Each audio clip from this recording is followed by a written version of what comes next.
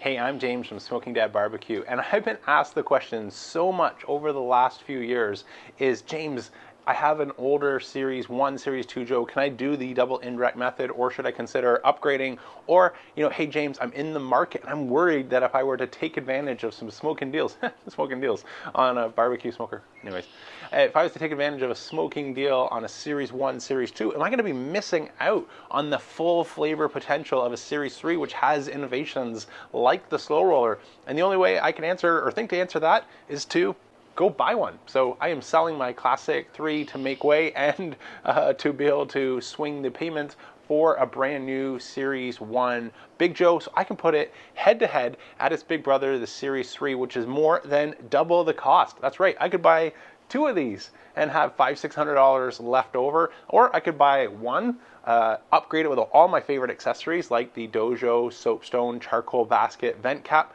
and still have enough money to go buy a Kettle Joe, a Joe Jr., and have some pocket change left over. So the difference here is substantial, and I'm really curious, without any of those upgrades, can you taste the difference? And so the only modification I'm going to make for today's video to do the double indirect, because on the Series 3, it's SloRoller included, X-ring included, your heat deflectors included, and your grids with an optional drip tray that I like to use, especially on pulled pork, so we're not getting too much grease and fat, is I need an extra set of deflectors or a pizza stone. So I've opted for the pizza stone today, so I'll be able to drop my heat deflectors in the low position, X accessory on the divide and conquer rack, pizza stone, drip tray, and then my cooking grids. Let me explain a little bit more about the double indirect method if you haven't heard of it. So I started my path a little over a year ago to discovering the double indirect method by doing a series of experiments head to head. So we do low and slow brisket versus a hot and fast brisket. And I was blown away at how much better the hot and fast brisket tasted. Gone were some of those, that kind of the charcoal taste or maybe some dirty smoke, and instead it was getting much closer to something that tasted like maybe it came off of an offset style smoker. And so when I got a chance to taste an offset brisket to my brisket, there was leaps and bounds of differences in the smoke flavor. And so that's what led to the hot and fast experiment. And hot and fast, without a doubt was better.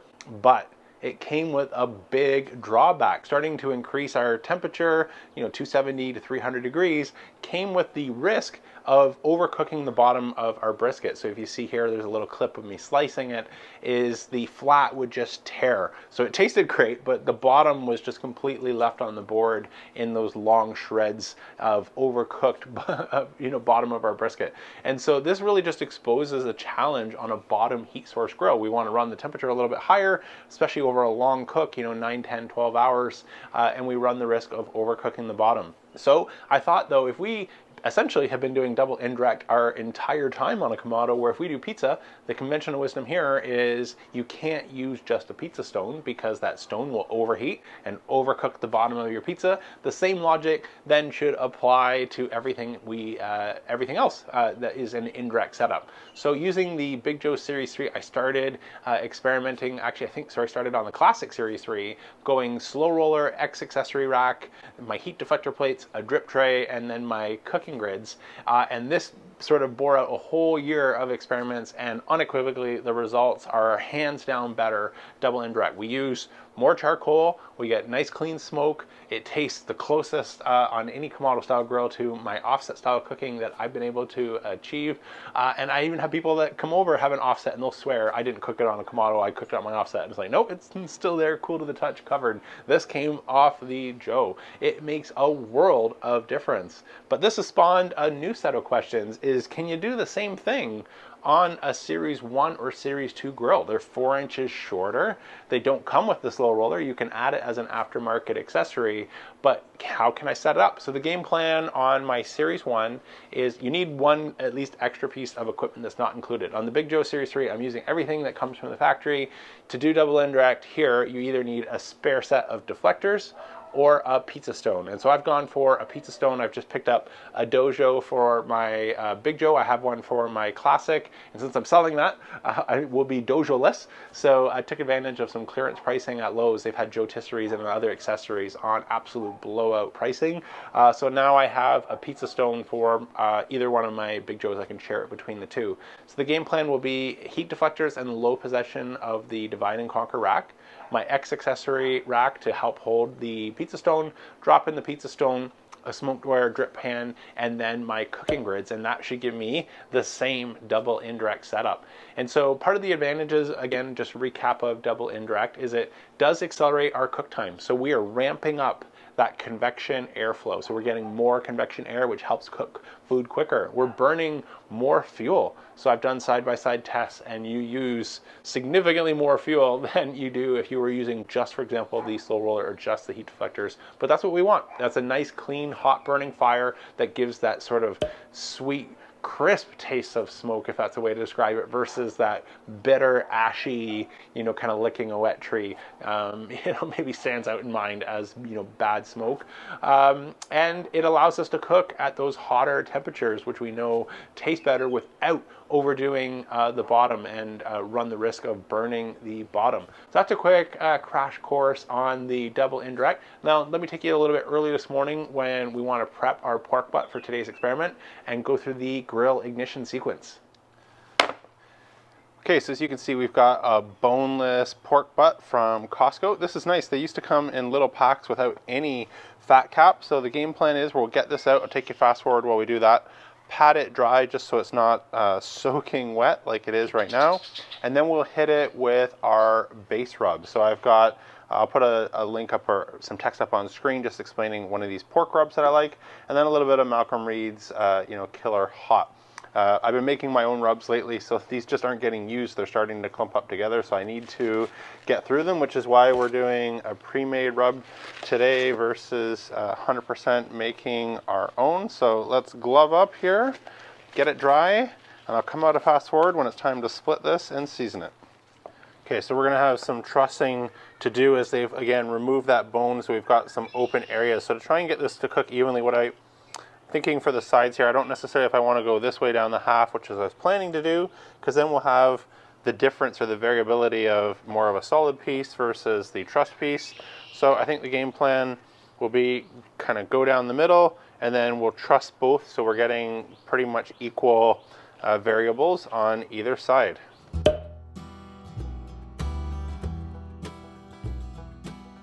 Okay, those look good. Let me get some butcher twine.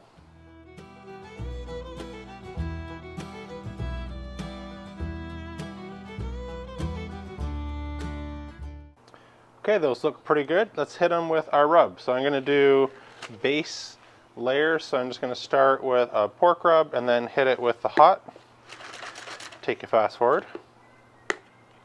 I'm not using a binder. You'd use maybe something like mustard if you want. These are still damp, so it's not like they really need a binder for the rub to stick, but part of the reason of using a rub like mustard is it has sugars, and the sugars are what will help turn black and give a nice bark. This rub has a little bit of brown sugar in it, so I don't need the double redundancy of sugar, and since they're moist, I'm not going to have any problem getting the rub to stick. Okay, we got the sweet down. Let's go for the heat. If you were to make this at home instead of doing something like this, I would go with some garlic, some smoked paprika, some cayenne, maybe a little onion powder, and I think this also has some brown sugar in it. But that would be a quick and easy way to make something that will do the same job at home. Okay, those look good. Let's go fire up our joes. Okay, we need some fresh charcoal, but while I have a fresh bag, take the opportunity, since I get asked all the time how to open that. So what we want to do is just pull through the string through the first loop. There we go. We should be able to now pull that and just keep pulling. And we're ready to add some charcoal. Okay, I've split 2 logs in half so we can try and keep the smoke wood equal. So we'll add 2 pieces of smoking wood into the bottom of our Big Joe Series 3. Cover that up with charcoal.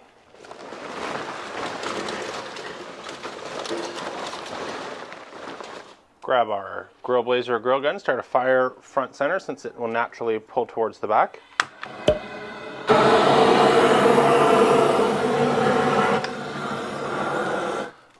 Okay, that looks good. Drop in the base of our SloRoller. Divide and conquer rack. Our X accessory, I'm just going to put it up top so we can pre-warm our deflectors so they're getting a little bit of heat without slowing down our dome getting heat. And I'll do that by leaving them open in a pizza configuration so that the way heat can get all the way up and around, make sure that our dome's getting heat soaked. Bottom vent's all the way open, top vent's all the way open. Okay, so on our Big Joe Series 1, we're going to try and do the double indirect. I'm going to start off the same way. Piece of wood, north-south, just like on the Series 3. Add some charcoal. Grab our grill blazer grill gun, fire it up.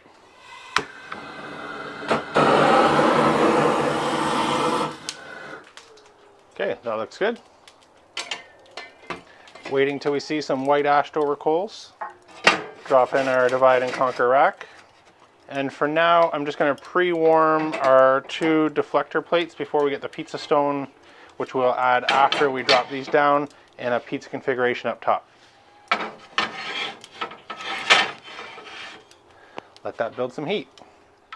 Okay, our dome is now heat soaked. That's nice and hot to the touch. So we can close our control tower top, put our bottom vent down to 1 finger. We'll adjust this a little bit further in a minute, but for now that should be fine. Let's install the rest of our double indirect setup. First, we'll drop in the top portion of the SloRoller, then our X accessory rack, then our heat deflectors, then our smokeware drip pan. Drop in our cooking grids and let this stabilize. Okay, we're at the same spot on this Joe where I've got heat in the dome. I can put my hand there. I wouldn't want to keep it much longer, so we want to start slowing things down. So I'm just going to close the daisy wheel wide open, put the bottom vent down to 1 finger, and now let's start to move to our double indirect setup in our Big Joe Series 1. Pull these out. Drop our deflectors in the low position, using some high heat gloves, of course, because these are already pre-warmed. Our X accessory rack on the low position, our pizza stone on the X accessory rack, our cooking grids. You know what, I think it was on my Classic 3 I was doing that the other day, and that's what this pan wouldn't fit. So the Big Joe Series 1 and Series 3, it fits fine, albeit it just clearing the cooking grid. So let's let that settle in, and we'll get ready to get our food on. Okay, both grills are running at 250 degrees, so I'm going to grab probe 1 for Series 1, probe 3 for Series 3, just to make it easy, keep track so I don't mix up which is which. I'm going to go vertical so I can get more similar to a dome temperature, right to the line. Same thing on Series 1 here. Let's get them on the grill.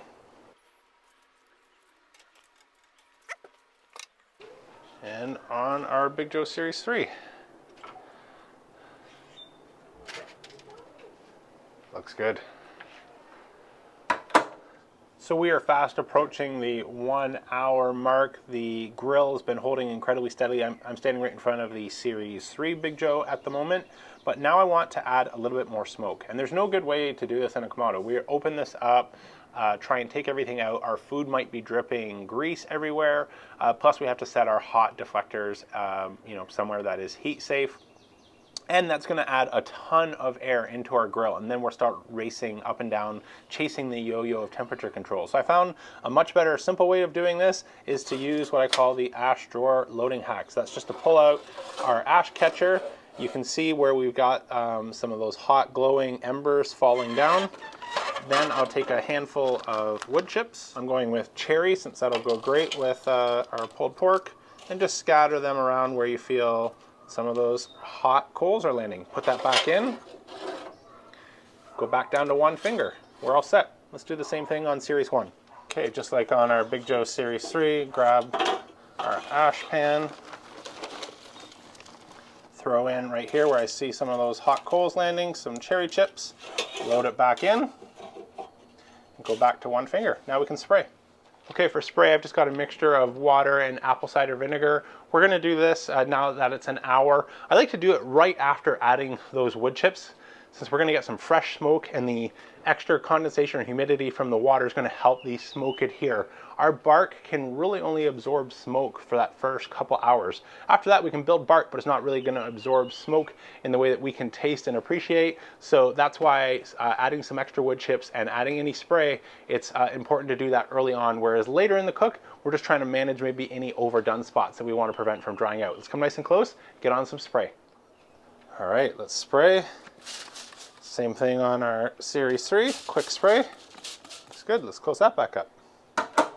Okay, we're about 5 hours in. At the 4-hour mark of holding nice and steady, I bumped the temperature up a little bit closer to 350 just to help build that bark. So now we can wrap. Let's take a look. Both barks are looking awesome. So let's transfer this over to the foil. I've got a little bit of orange juice that I'll split between each package. So we'll do the same thing with the other one. Just remove the meter probe.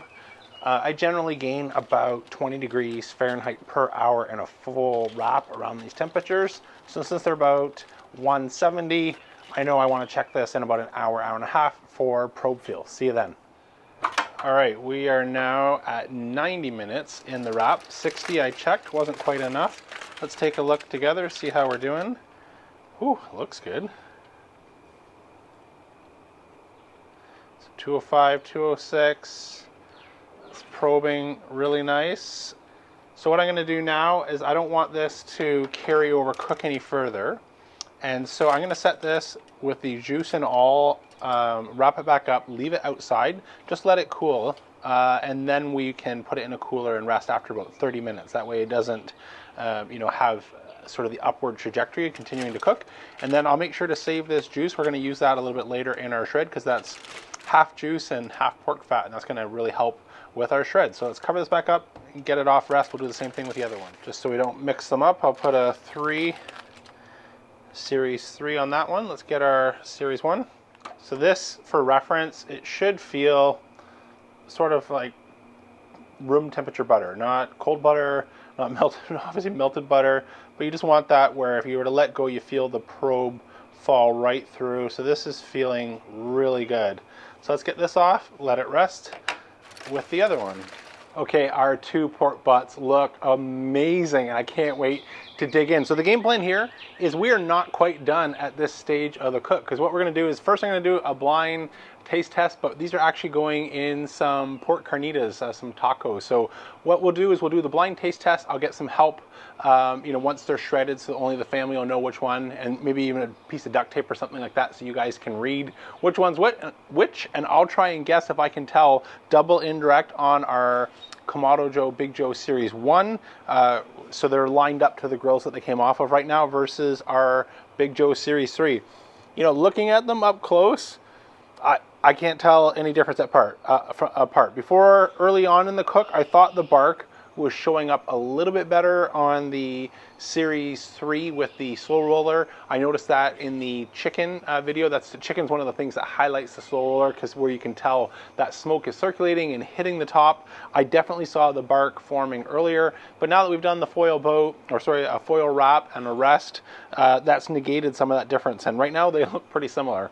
I think if we had skipped any sort of wrap, and if I had the time before shooting way past dinner tonight to do that, I would have done that, and I think we would have given a visual edge to the Series 3, but in the boat, they look identical. So let's come nice and close, we'll shred it up, I'll get masked up, and we will do our blind taste test, and then I'll show you what we're going to do with the wok and make some great carnitas.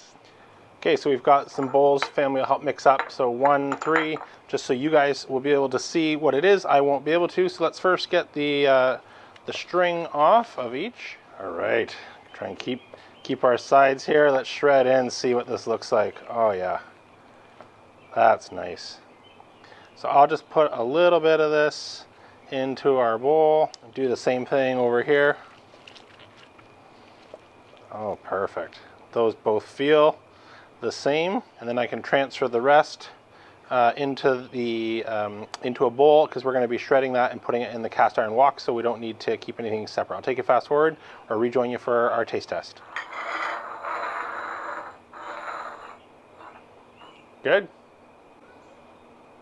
Yep. All right. Are you in the camera shot? Yep. Okay, can you see the number? No. Can you see a number? Yes. Yeah? Okay. Oh, this is hard to eat with blindfold on. Let's try this one. It's good. It's tender, it's juicy.